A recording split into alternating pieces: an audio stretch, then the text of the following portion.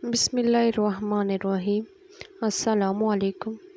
हज़रत आयशा रज़ी अल्लाह ताला अन्हा फरमाती है कि रसूलुल्लाह सल्लल्लाहु अलैहि वसल्लम ने इरशाद फरमाया कि जिन औरतों में ये निशानियाँ हों वो बहुत ही बाबरकत होती हैं।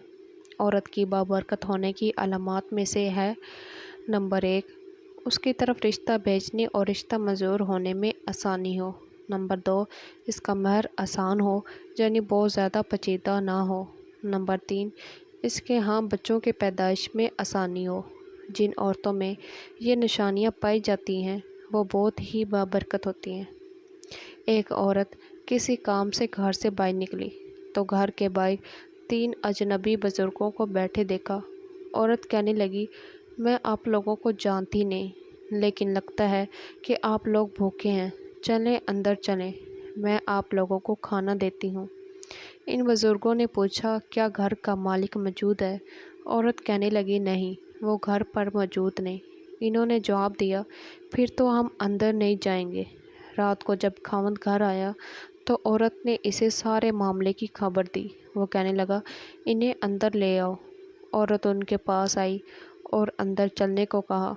इन्होंने जवाब दिया, हम तीनों एक साथ अंदर नहीं जा सकते। औरत ने पूछा, वो क्यों? एक ने ये कहते हुए वजाहत की, इसका नाम माल है, और अपने एक साथी की तरफ इशारा किया, इसका नाम कामयाबी है, और दूसरे साथी ने तीसरे की तरफ इशारा किया, इसका नाम मोहब्बत है, और ये कहते हुए बात मुकम्मल की, जाओ अपने खामद के पास जाओ और मशवरा कर लो, हम में से कौन अंदर आए। औरत ने आकर खामद को सारा माजरा सुनाया। वो खुशी से चला उठा और कहने लगा, अगर यही मामला है तो माल को अंदर बुला लेते हैं। औरत ने खामन से इख्तलाफात करते हुए कहा, क्यों ना कामयाबी को दावत दें। मियाँ बीवी की ये बातें उनकी बहू घर के एक कोने में बैठी सुन रही थी। उसने जल्दी से अपनी राय दी, क्यों ना हम मोहब्बत को बुला लें और हमारा घराना प्यार मोहब्बत से भर जाए। खामद कहने लगा, बहू की नसीहत मान लेते हैं और मोहब्बत को अंदर ले आओ। औरत बाहर आई और बोली, आप में से मोहब्बत कौन है? वो हमें मेहमान नवाजी का शरफ बख्शे। घर वालों का मतलूबा शख्स उठा और अंदर जाने लगा तो उसके दोनों साथी भी खड़े हो गए और उसके पीछे चलने लगे।